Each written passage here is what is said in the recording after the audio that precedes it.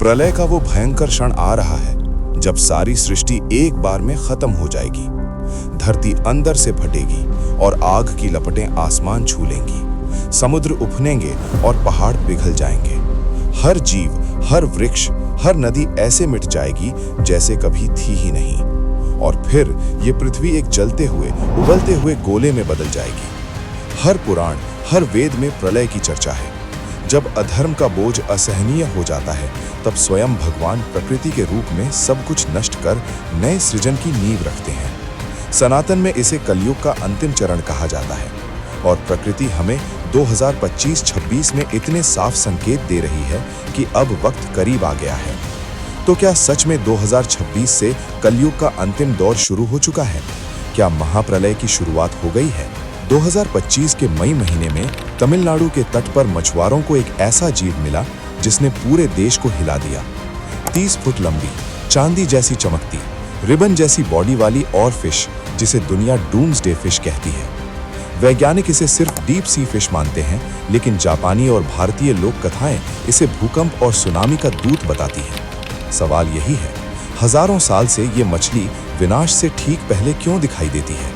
और हैरानी की बात, 2025 में मई से जून तक भारत, ऑस्ट्रेलिया, न्यूजीलैंड, कैलिफोर्निया, 4 महाद्वीपों पर एक साथ ऑरफिश की कई साइटिंग्स।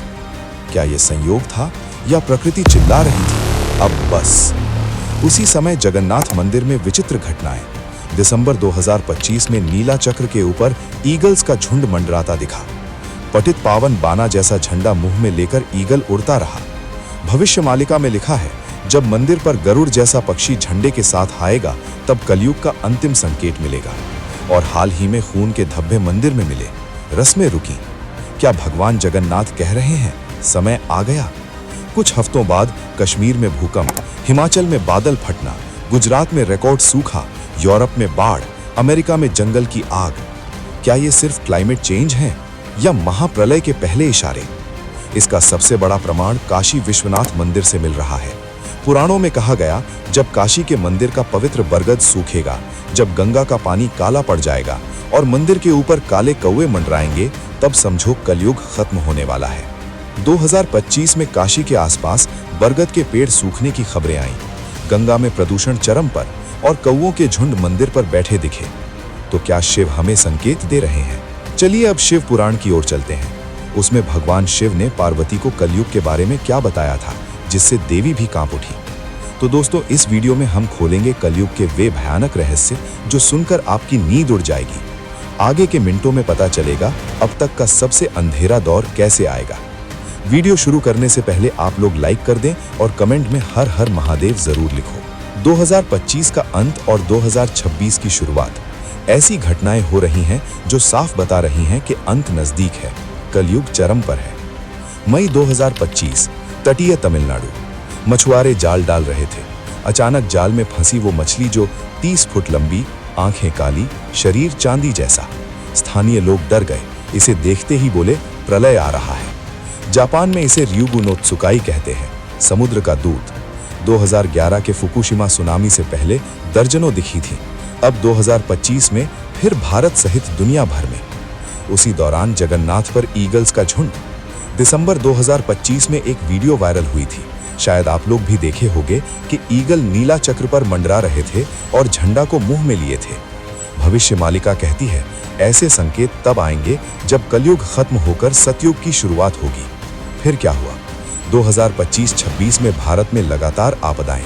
हिमालय में बादल फटना, राजस्थान में अचानक बाढ़, दक्षिण में चक्रवात, दुनिया भर में रिकॉर्ड हीट वेव, फ्लड्स। अब सुनिए शिव पुराण की कहानी। महाभारत के बाद नहीं, बल्कि कैलाश पर शिव पार्वती संवाद। शिव ने पूछा, हे महादेव, कलयुग में क्या होगा? शिव ने मुस्कुराते हुए कहा, अनुभव करो।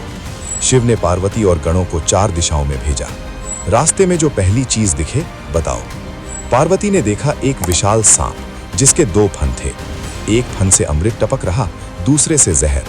शिव ने कहा, कलयुग में ज्ञान 2 रूपों में होगा, एक मुक्ति देगा, दूसरा विनाश। लोग जहर चुनेंगे।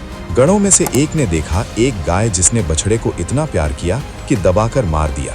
शिव बोले, ममता अंधी होगी। माँ बाप बच्चे को सुख देंगे, संघर्ष नहीं सिखाएंगे, बच्चे कमजोर होंगे। दूसरे ने देखा 7 कुएं, 6 भरे, 1 सूखा।